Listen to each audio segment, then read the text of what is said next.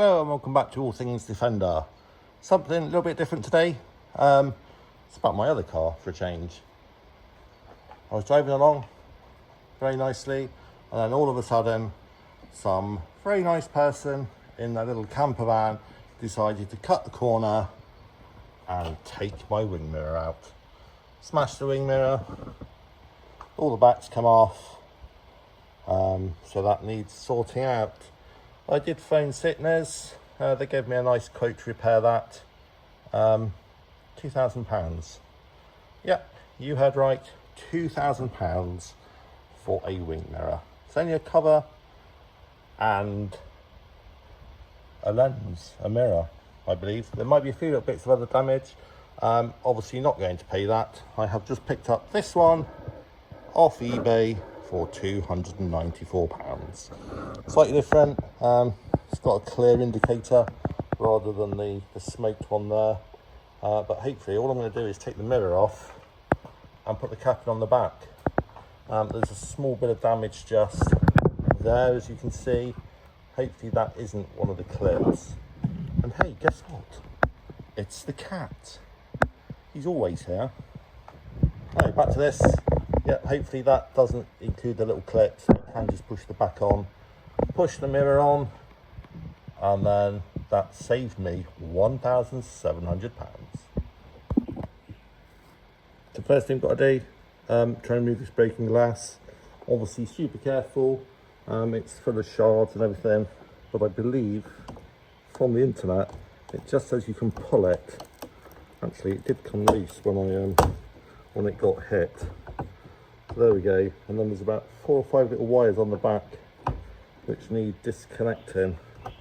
Don't know if you can quite see those there. The little traffic avoidance light, whatever you call it, the heated mirror, and that little clip there. And then hopefully that should come out.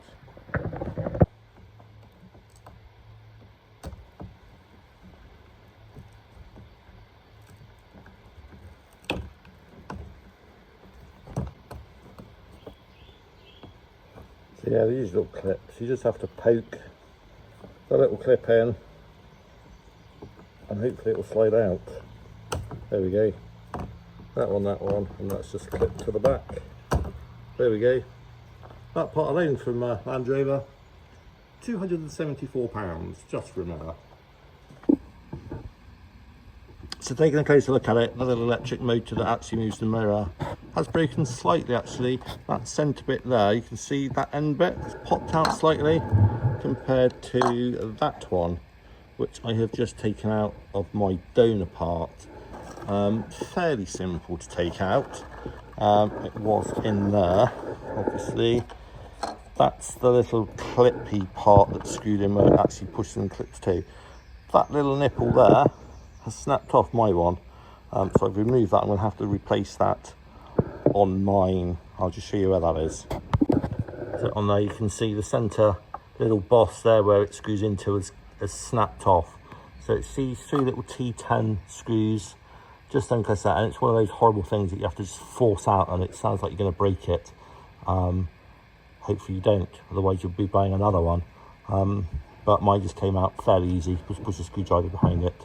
Also, the little puddle light, the little lens on the bottom, it looks like it's a fixed thing. So I'll replace that as well. That's quite easy. That is just on a little socket there. That just pulls straight out. And then I can plug the other one in. So there's a new little puddle light, clip straight on. I won't push that back in yet. It's got, again, those horrible little clips just there. I'll turn it all on, make sure it all works before I clip it all back together again. So now, move this part here, put the other part on, and hopefully plug all the mirror back in, and hopefully it's all going to work.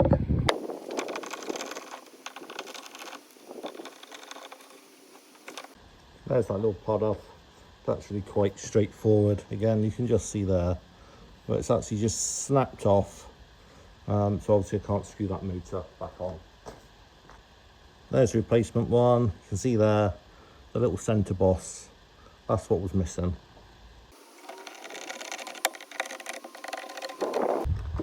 Right, so there's that new part. We can put the motor on, we can test the little motor works, then we can plug all the wires in on the mirror, hopefully it all works, and then we can put all the case together. So there's the new old motor, the new second-hand motor. We'll just plug him in there, and then if we go and turn it all on, that should all move. It's better to do anyway. Right, there we go, it's all plugged in. Just turn the ignition on, so hopefully now if I lean across onto the little switch inside, and then there we go. I don't know if you can actually see that. I can. It is actually moving up and down. Yes, exactly as it's meant to. So that's good. That all works. So now just plug all that back in, screw that back up there. We'll clip it in. Put a little screw in the middle, glass in, little puddle light. Push that in. Hopefully it'll work. So that should just push in. There is actually a top and bottom on it. It does say, it says top on the back there. I know you can't see it, but trust me, it says top on there. So we'll trust that, and we'll click it back into place.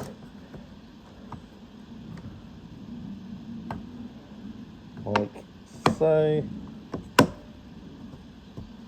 That's it. That's in. Then there's a little screw, long screw.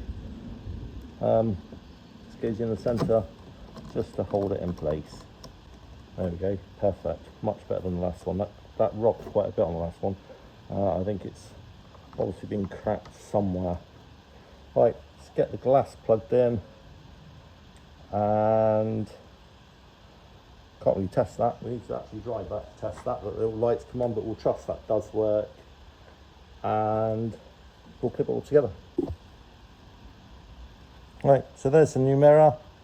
We need to make sure we plug everything back in. That's the heater that needs plugging in. That little wire there that plugs into that one is the motor, and this little one at the bottom, which goes here, is for those little sensors that flash when someone's overtaking you, and they actually clip all the way around on the back of the mirror as well.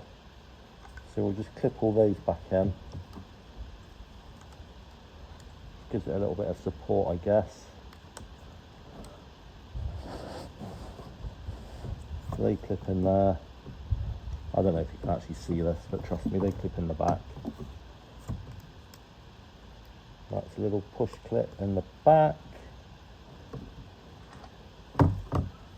That little one, again, one of those little horrible clips that clips in and you can't undo again. And the two heaters go in the back there. Apparently it doesn't matter which way they go, it's just a heater. So we'll just click them back on. And that should be it. I think I'll push the puddle light back in as well while it's off, and then we'll try and push the cap in on the back. So there's the puddle light. He should just, it pushes in, if you can see there, slots in the back, or the front bit first, and then just clicks. There we go, clicks in the front. I don't know if I actually saw that, but actually clicks in there, and that was a little slot that slots in. So I don't know how I'm going to do this one-handed, but this is the moment of truth.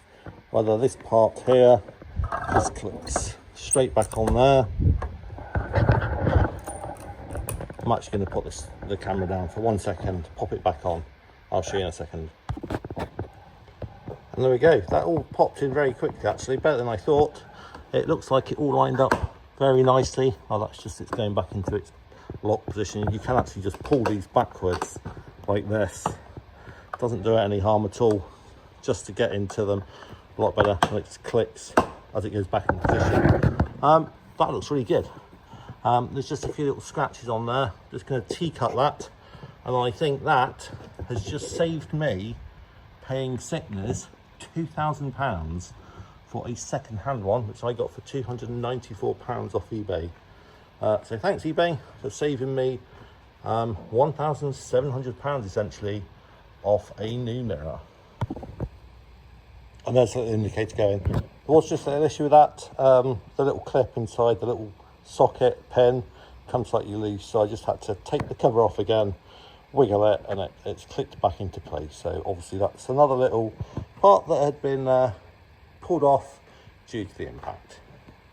Anyway, just like to dedicate this little video to the idiot that smashed my wing mirror. So if you're in a camper van and you hit a Range Rover last Sunday it was about 4 o'clock on top of Cheddar Gorge, this video is for you. I hope your caravan or camper van had as much damage. Thank you and goodbye.